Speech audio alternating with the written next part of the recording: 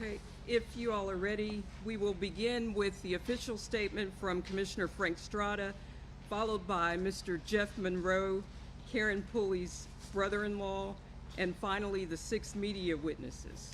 Commissioner Strada.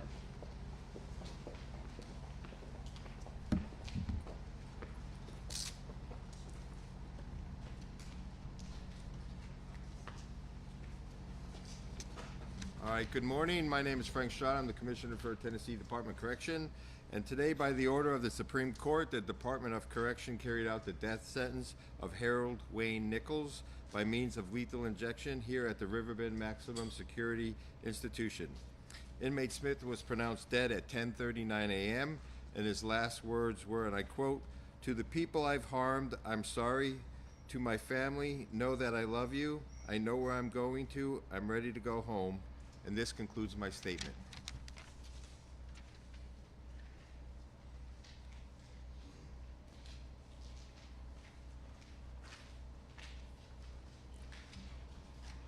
My name is Jeff Monroe. I am Karen Pulley's brother-in-law. Sorry. My wife, Lisette, is Karen's sister. Lisette was planning on being here, but changed her mind at the last minute. It was just too difficult emotionally for her. Karen and Lisette's parents, Ann and Chuck, passed away years ago. But today, Lisette, our daughters, and other family members that could not be here are having a celebration of life for Karen today. We wish to express our deepest gratitude to the officers and detectives of the Chattanooga Police Department, and in particular, Detective Richard Heck. Also, the team at the Attorney General's Office and the Tennessee Department of Corrections for their tireless efforts to seek justice for Karen. Their dedication has meant more to us than we know how to express. We have waited 37 years for justice, and we understand taking a life is serious. We don't take any pleasure in it. However, the victims, and there were many, were carefully stalked and attacked.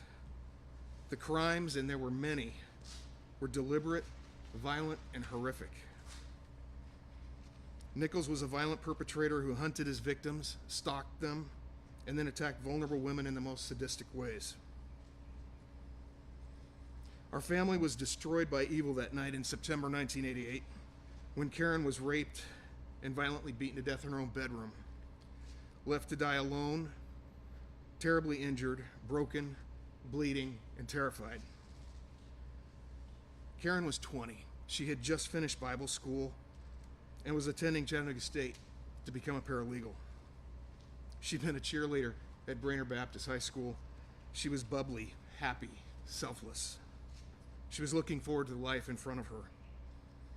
She was excited about spending time with her sister and holding her niece for the first time. I was serving in the Air Force at the time. Lisette and I had been in the Philippines for 3 years and had only returned to the States a few weeks before. Karen died before we could get to Chattanooga. The responding EMT, a Vietnam medic, said he had never seen anything like it before, not even in combat. No punishment can ever atone for the loss of Karen's life or the damage done to her family, nor is there a punishment that can heal the many victims and families forever broken, battered, and scarred by this man. But this is a start. We are relieved that the nightmare is over and take comfort knowing he never again will be able to hurt anyone else. Moving forward, our family is going to concentrate on the happy memories of Karen and will never again be re-traumatized by this monster. To his other victims, our hearts go out to you. We pray that God grants you peace and healing from the trauma inflicted on you. Thank you.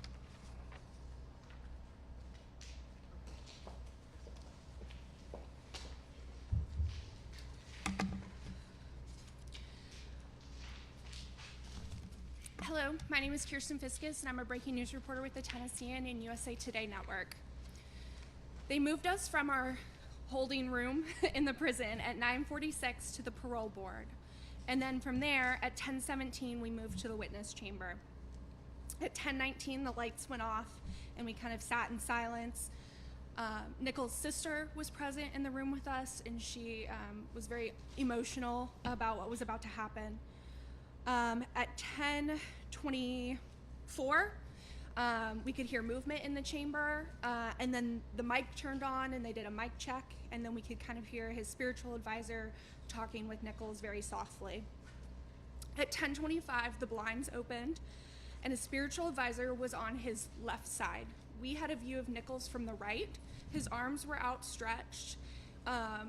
He had a sheet pulled up to about his belly button, and he was wearing a yellow prison uniform, and he had his black glasses on. His hands were covered by the sheet, but we could see that he had an IV in his right arm just below the crook of his elbow. And then from there, tubes flowed from his body to the wall behind him. They asked if he would like to give any last words at 10:25. And you've already heard them, but I'll repeat them. To which he said, "To the people I've harmed, I'm sorry.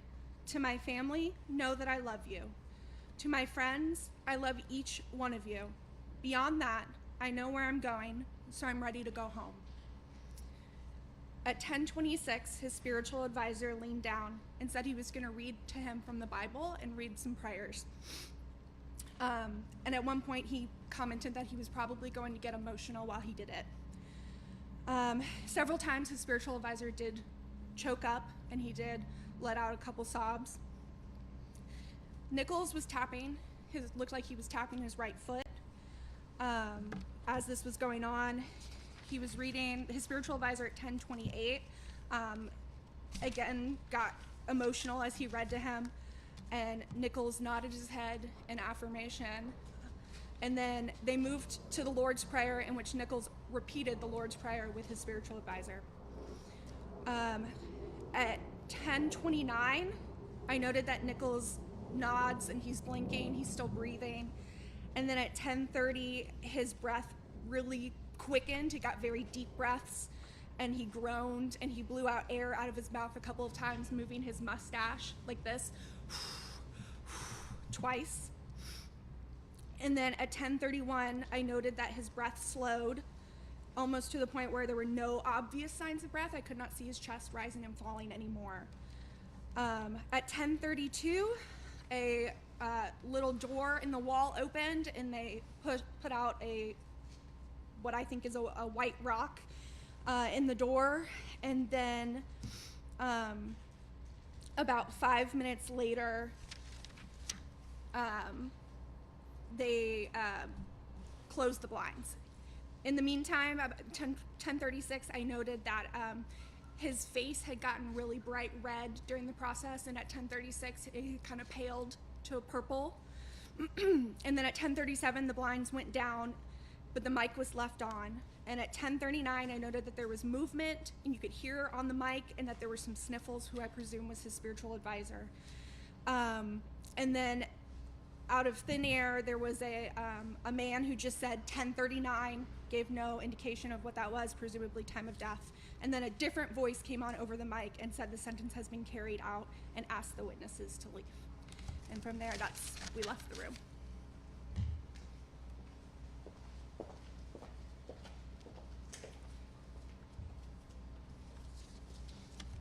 Good morning, I'm Catherine Sweeney. I'm the health reporter for WPLN Nashville Public Radio.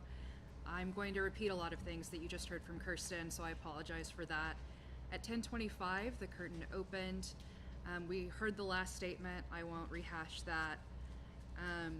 There appeared to be a wound on the arm that we could see from the witness stand, and there appeared to be some blood around the IV site.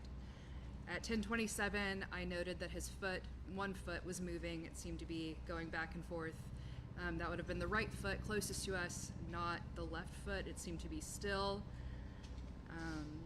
At 10:28, he was nodding along with his spiritual advisor, and I noted that his foot began shifting again. The sheet was pulled up to his restraints. Oscar Franklin Smith's sheet was not pulled up that high. Byron Black's sheet was pulled up that high for about half of the execution, and then somebody in the room pulled the sheet down further, but Harold Wayne Nichols' sheet remained high the entire time. The two began saying the Lord's Prayer together at 10:28, and that's when I started noticing the face might be reddening. It was gradual, so it was hard to tell for sure. At 10:29, he was still speaking. He said, "Thank you."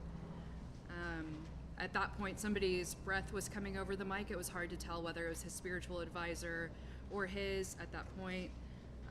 But at 10:30, I have a note that he began sighing and groaning. There was some congested sounds. And as Kirsten said, his mustache kind of puffed up and down. He had a thick white mustache, and it was a little long. And at 10:31, he became very still. At 10:32, the rock was put out. There was a clicking sound at 10:34. I couldn't identify it, and a mechanical sound shortly after. At 10:35, I noted that he seemed more purple than red, and at 10:36, I noted that he was definitely purple.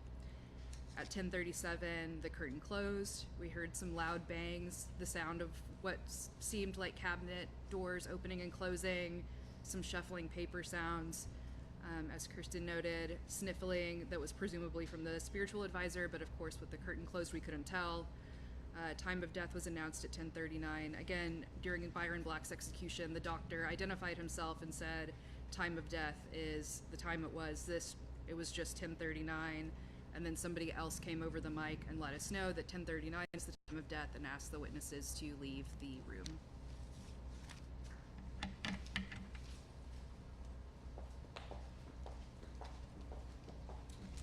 Hello, my name is Michelle Herron. I am an anchor with Local 3 News, which is the NBC affiliate in Chattanooga, Tennessee. I'm going to also repeat what others are saying, but from my perspective, what I witnessed, the curtain went up at 10:25. Mr. Nichols said his final words, which I won't repeat here. Then the spiritual advisor read from some verses from the Bible, and Mr. Nichols was emotional during that time and nodded his head. I also saw his right foot kind of moving. Then the spiritual advisor moved on to reading the Lord's Prayer, which Mr. Nichols also recited along with him. Again, both the spiritual advisor and Mr. Nichols were emotional at that time. Bringing us now to around 10:28, I did notice the Mr. Nichols' chest going up and down, and his face did turn pretty red. It was noticeable. I also noticed around 10:30 there was a little bit of moaning and heavy breathing, and I also noticed the air pushing out of his lips. It also sounded almost congested or like a snoring for a little bit. And then at 10:31, I noticed his feet weren't moving. I didn't see any more of the chest going up and down. I didn't see any more movement out of his mouth. From my perspective, I was not able to see the rock being put out, so I'm not going to speak on that. I don't know when they started the injection and when it was finished. I did notice the sheet was pulled up about halfway across his body. His right arm was out, and we could see where the IV was to around his mid-arm. We did see a little bit of blood around that IV site, and I think that's it. I also noticed, I noted around 10:36 that he was losing color in his face. He turned pale and then started to turn blue and then purple. The curtain went down at 10:37, and then at 10:39 is when the announcement came over for the time of death and that the execution had been carried out by the state of Tennessee. Thank you. Good morning, everyone. I'm Nick Hill with WDF News 12. That is a CBS affiliate in Chattanooga, Tennessee. So I will repeat a lot of what you've already heard so far today. So we were moved into an adjacent conference room around 9:46 a.m., waited there for about half an hour until we were moved into the witness room. That was roughly about 10:19 a.m. We sat in there in the dark for about 6 minutes until the curtain raised up at 10:25 a.m. He was laid back on the gurney the entire time. As the others have mentioned, he had a sheet up about halfway between his belly button and chest. that stayed constant throughout the entire execution, and the chaplain was with him the entire time. And of course, they've mentioned his last statement: to the people I've harmed, I'm sorry. To my family, know that I love you. To my friends, I love each and every one of you. I know where I am going. I am ready to go home. And at that point, the chaplain went into several liturgies, several prayers. One of those was Psalms 23, which, as the others have mentioned, he was repeating back to him. One thing I noticed during this, and this was roughly around 10:27 a.m., it sounded like Nichols was crying during this back and forth of reading the prayers, saying, I'm sorry. And I think I heard that about 2 to 3 times. And the chaplain was also getting emotional during this time. And after the Psalms 23 and that I'm sorry, the Lord's Prayer was read, which is the last time I heard any words from Mr. Nichols. And at about that point, around 10:30, you could start to hear groaning and grunting. But when we reached about 10:31, could not hear any more noises from him. Did not see any more movement from him after 10:31. And we just kind of sat there for a couple of minutes. As the others had mentioned, you could see the color slowly receding from his face. I noticed especially around 10:36, 37, you can start to see a little bit of that purple color, as others have mentioned, coming into his face. And then the curtains closed at 10:37. And at that point, we waited for 2 more minutes until they came over the intercom at 10:39. We just heard 10:39 a.m. And then we heard the voice, the order has been executed. Now, I can't mention about the rock and some of the other stuff that some of the others have mentioned, because I was a little bit further back and couldn't see some of those details, but that is what I've got for you.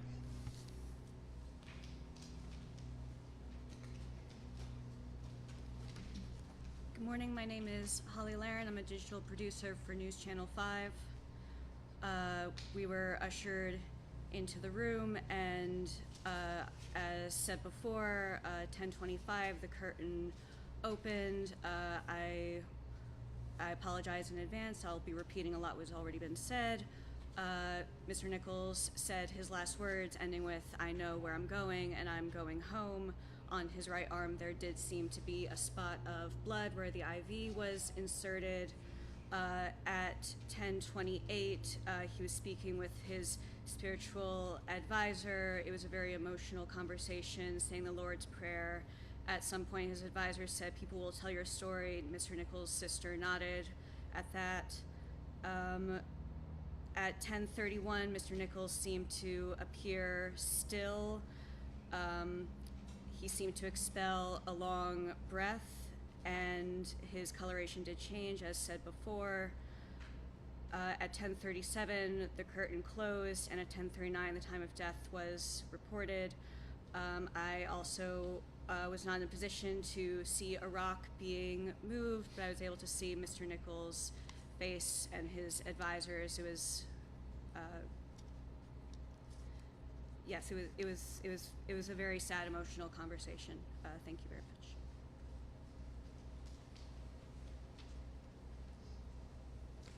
Hi, I'm Travis Lawler with the Associated Press here in Nashville.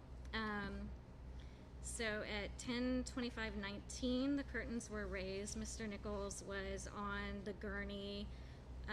We could see he was perpendicular to us, so we saw basically his right side. He was in a yellow prison shirt. It looked like a white t-shirt under. He had his glasses on. We could see the IV inserted. As people said, it did look like there was a little blood at the insertion site. His chest was strapped down with what looked like a sort of 6-point restraint, looked like a seat belt almost, with the big buckles and black webbing. His foot was twitching, as other people said. There was a second line that looked more like a coated wire that you could see going under his shirt. I think was perhaps that attached to the EKG, but I don't know for sure. He was asked to give his last words, which other people have said. It was a little hard to hear part of what he said, but I believe he said, you know, to the people I've harmed, I'm sorry. To my family, know that I love you. And I believe he said to my multitude of friends, I love each one of you. Beyond that, I know where I'm going, so I'm ready to go home. The pastor started speaking. He was reading from the Bible. He said, this is Jesus speaking, and recited some Bible passages. Then he said, I'm going to say Psalm 23, which you know, and he started speaking, "The Lord is my shepherd," and Mr. Nichols started speaking with him, and they both were sort of choking up a little and tearing up. And then at 10:28:30, the pastor said, "Let's recite the Lord's Prayer together," or I don't know his exact words, but something along those lines. And they started reciting the Lord's Prayer, "Our Father who art in heaven." And when it got to the Amen, I could hear Nichols I could hear him very well say Amen, and he was nodding his head, and the pastor was nodding. The pastor had his hand on Nichols' shoulder, his left shoulder, and was standing behind him from our perspective, and they were nodding at each other, and they were sort of continued talking softly. I couldn't hear everything that they said, or I couldn't hear most of what they said, but I did hear the pastor say, "Go in peace, my friend, I love you." And Mr. Nichols was nodding at him, and at one point he said, "You'll be looking down on us, I know that." The pastor said that. At 10:30:18, we could see Mr. Nichols take a very large breath, and you could see his torso rise up. And then he took a series of these sort of huffing breaths that people said it's sort of maybe a snoring or snorting kind of sound, and you could literally see his mustache rising, like he was breathing through his mouth. About 10 breaths along that, like that, and then it became harder to tell whether he was breathing. His breaths became much shallower. And then at 10:35 was when the rock was placed outside, this little sort of flap that we think signals the end of the chemicals being pushed, but we don't know for sure. His skin did change color. I definitely noticed it turned kind of purplish. 10:37:35, they closed the blinds, and then at 10:39 we heard the announcement of death declared. So, although they didn't say that, all they said is the time is 10:39 or something like that. But anyway, thanks. So people want to ask questions. Is that next? Does everyone want to come up?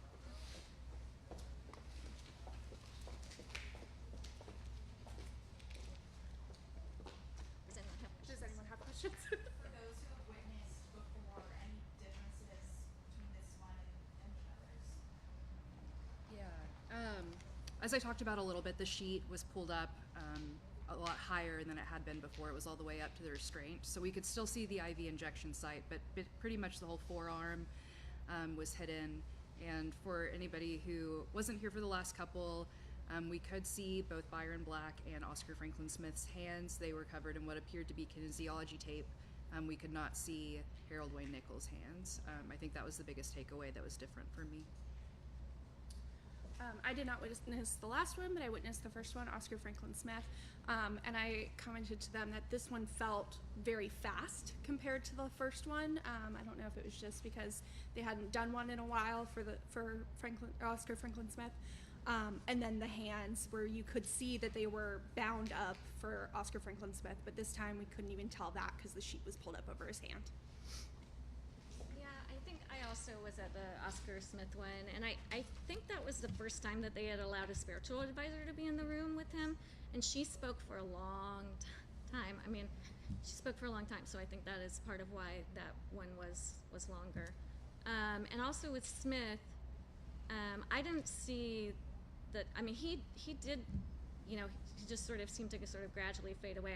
I don't recall seeing the big huff and hearing the noises that I did with this one. So I don't know what that means, but it's just different. I agree with Travis on that. I don't think that I remember seeing any kind of distress in Smith. And Byron Black, obviously, he said it's hurting so bad and was groaning. There were no obvious signs of that with Harold Wayne Nichols. He didn't say I'm in pain. It wasn't as explicit. It could have been that he was emotional, but he was showing signs of difficulty breathing. That could be from crying. It could be from something else. We're not sure.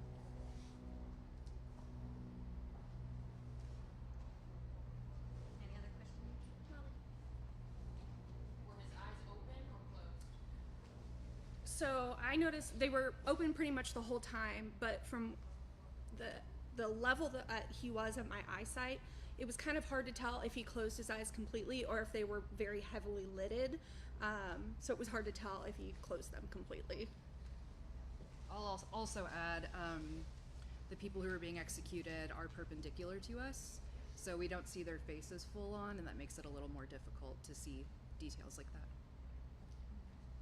And he was wearing his glasses, which I think also actually obscured his eyes a little bit from my perspective where I was sitting. I don't know. Yeah, because I would estimate probably, 10, 15 feet from us, and like basically if you look forward ahead and you're looking at a 90-degree angle, it's kind of difficult to notice that particular detail. I feel like this was brought into question a lot, especially when we spoke to protesters. And reports say, though he expressed remorse at trial, he admitted he would have continued his violent behavior had he not been arrested. That was back in 1990. Watching that, do you feel that his words and his tears were of remorse, or do you feel as journalists, though he's been caught and he's going to die today? Well, it's a hard question to answer, but I mean, you can never truly, when you can't get into the mindset of anyone in that position. To me, it appeared that he seemed genuinely remorseful, but at the same time, it's just, unless you're able to actually get into the mindset of someone in that position, it's just really, really hard to know what exactly their intentions are with their last words. Do you have the name of the spiritual advisor? Oh, it, yeah. Oh, okay. I'll get that. No, it's JRD. It's JRD. Can you describe who else was in the portion of witnessing? Just mediation. Yeah, so from my perspective, I was kind of on the end of the first row, and so I have a very not as wide view as like if I was sitting in the middle. But if I leaned forward, I could see there was a gentleman, a younger, maybe a little bit older than me gentleman, in a black suit who was standing there with his arms crossed in front of him. And then it wasn't until they were about to pull the blind down that another older gentleman, also in a black suit, stepped forward. So he was in the corner that I could not see. But as far as I know, there was just those two men, Nichols and his spiritual advisor. Did the spiritual advisor stay with Nichols until the very end? Yes. Yes. Yeah. He was with him until the end. He had his hand on his shoulder the whole time and was looking down at him. Yeah, he remained calm, just kind of grieving with them, staying with them until the execution was complete. You all mentioned Nichols' sister was in there and that she was really emotional. Was she saying anything to you guys? How could you get? Okay, so you guys just gathered that from her crying. Yes. Okay. Yeah, it was very soft tears, wasn't loud or anything overly emotional like that. Just soft crying, pretty much. It was pretty much consistent throughout the entire time, especially once we got past 10:30, 10:31, and he visibly was no longer breathing.